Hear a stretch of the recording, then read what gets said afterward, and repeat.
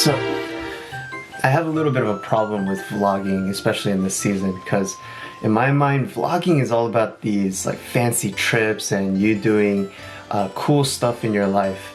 And I would love to show something like that in my vlogs, but the problem is, I'm here. Even before quarantine, most of my life is spent in this chair, just doing whatever work. Now the type of work varies a lot, and I just thought, well, the most interesting thing I can honestly show you is not these high adventures, I'm traveling anywhere, and who's actually traveling these days? I don't know, but the most interesting thing that I could show you is some church work, honestly. Show you my process behind how I do certain things. And so today I wanted to take you on a journey on how I make a set list. But I also have some other things that I have to do today. So I'm just taking you on my day and trying to show you a little bit of what maybe just an average day looks like for me. Okay, first up, I have a meeting, and ministry is really hard these days. And so one of the best ways I can connect with people is honestly just to do Zoom calls. That's not ideal, it's what we've got though. So we're gonna hop onto that.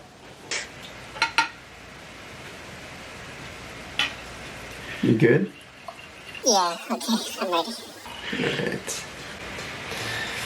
Alright, just got through that. Less time.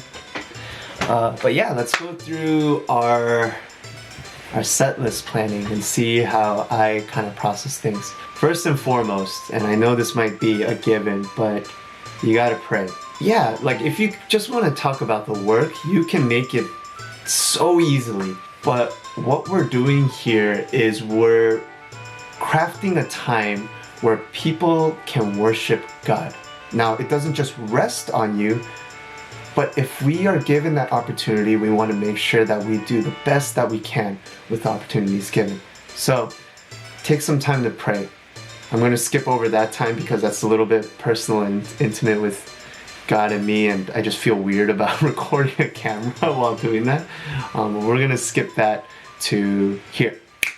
Alright, so when I was younger, I used to do this thing where I said everything is spirit-led, and the problem with that is that's basically saying that anything planned or your preparation is not spirit-led.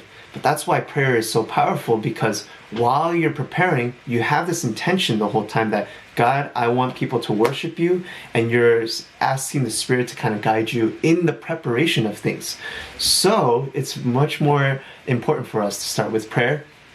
And as we plan through things, there are some logical things that we can work through that will help you plan a set list. Okay, so for me, I use an application called Planning Center. And so if you don't use Planning Center, maybe you can just kind of translate some of these ideas here, but I love Planning Center. And so if you can get your church to maybe shell out like $15 a month, it's so worth it. I do think they have a free plan if you don't have a big team, but it's useful for planning everything. And when I plan a set list, I'm not just thinking about what songs we're gonna sing, but I'm really thinking about the flow. I'm trying to imagine, okay, at the beginning, I'm gonna start us off with prayer, I'm gonna do a call to worship, and this year's theme, or this week's theme is Sunday service, first Sunday of 2021. The easy way out is just to say 2020 is crap, and let's do the positive thing of 2021. There's new opportunities here. But as I was kind of praying, one thing that kept constantly coming to my mind was that God was still faithful in 2020, despite the fact that 2020 was so terrible. And so in 2021, we're going to continue to rely on God's faithfulness, even if nothing else changes. And so for me, that's the aspect of God that I believe that I want to call people into worship. My prayer and the things that I'm going to say at the beginning are kind of focused on that. If you don't know what to say, I do challenge you guys to write it down. And I know that sounds kind of weird because you're like, oh, it should be natural and it should be from the heart. Well, just because you write it down doesn't mean it isn't from the heart. And you'll be able to do that naturally eventually. But at the beginning, I've seen so many young praise leaders where they try to say something and they totally say something that they regret.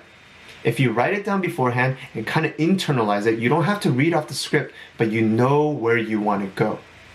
And that's kind of the goal with this. You want to make sure that as the leader, you want to know where you're going with that. Here, I know that I'm going to be talking about God's faithfulness in 2020, that didn't change and God was still moving in 2020, and that we're going to move forward in 2021, praising God for that and continuing to rely on God's faithfulness. And so a song that we sang last week, and I kind of want to repeat again this week, is a song called Shepherd.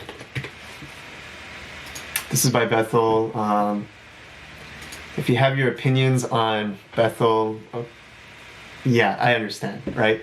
But I do love this bridge where they sing about one aspect that we've experienced is that He hasn't forsaken us, right? And so that's kind of like talking about the faithfulness of God. And so we're going to be thinking through that. Oh, how I love you. You have not forsaken me, right? And then so I'm going to kind of work through songs here where I'm thinking about God's faithfulness and things and how that leads in thematically first before I think of musically.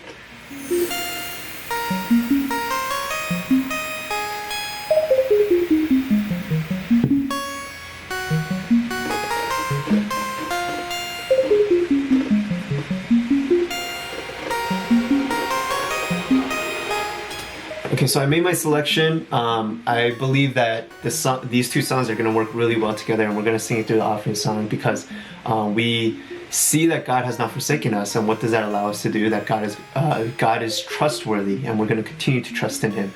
And so the first set and the second set, now there's a lot of different philosophies of like how you want to lead worship. My philosophy with at least my church, now this changes from context, but at least at my church, I have a good relationship with my head pastor, and we talk all the time what we're going to be talking about throughout the year. And so this year, I am aware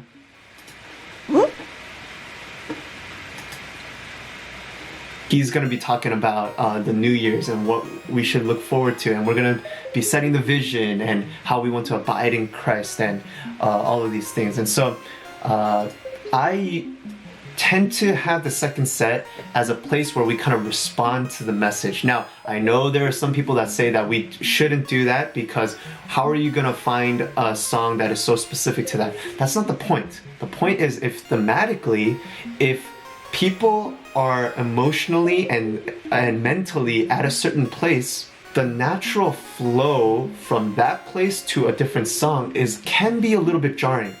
And I want to kind of eliminate that as much as possible. And I want to reinforce this idea. There are old theologians, I think it was G.K. Chesterton that might have said that. No. It was Wesley. Now, if you're Wesleyan or not, you might have your views on this. But Wesley came up with some of the greatest hymns that we sing today. And one of the mentalities that he had for writing his hymns was simply that singing was theology seeping into our hearts. And so in the same way, we want to use the songs kind of in a similar fashion or a tool as a way for that theology to start seeping into our hearts. And so I adhere to the second set as kind of a response to what we were speaking about in the message. So I treat first set and second set very differently. I kind of have a set list here, about 4 songs that we're going to be doing. But when you're planning a set list, it doesn't just mean selection of the songs. You actually want to run it through by yourself, maybe just on the guitar or whatever it might be, and try it out and see how it flows, and how are you able to worship as you kind of go through that. And I know it sounds like, okay, well, I want it to be a fresh experience when it's on Sunday.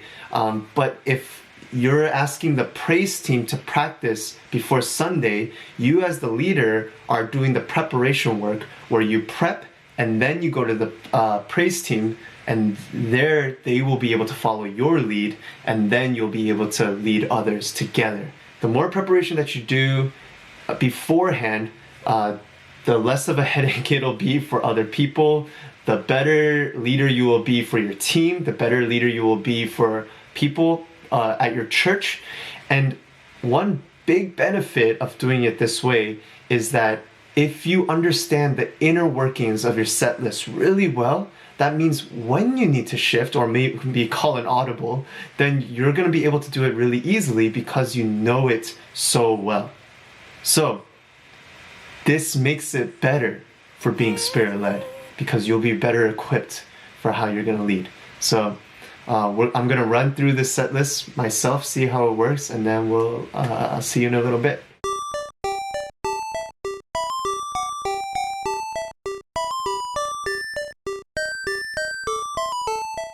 Yeah, so that feels really good. And so that's the set list that I think we're gonna run with. I have my beginning, middle, and end, how I want to end it, how the flow of the worship is gonna go. And so that gives me not just the song choices, but building up a set list is about how you're gonna lead the congregation. And so I hope that gives you a little bit more insight into my process. I just want to say that this is not gospel, this is not the way that you have to do it, but I hope that you were able to get some tidbits that you can implement into your own process, and so that you could become a better worship leader whenever you lead. So God bless. If you like this video, please like it. If you love it, please subscribe. Ring the doorbell. Ring the bell in order to be notified of all future videos that are coming up. And I hope that you have an awesome day. Stay safe. I'll catch you in the next video.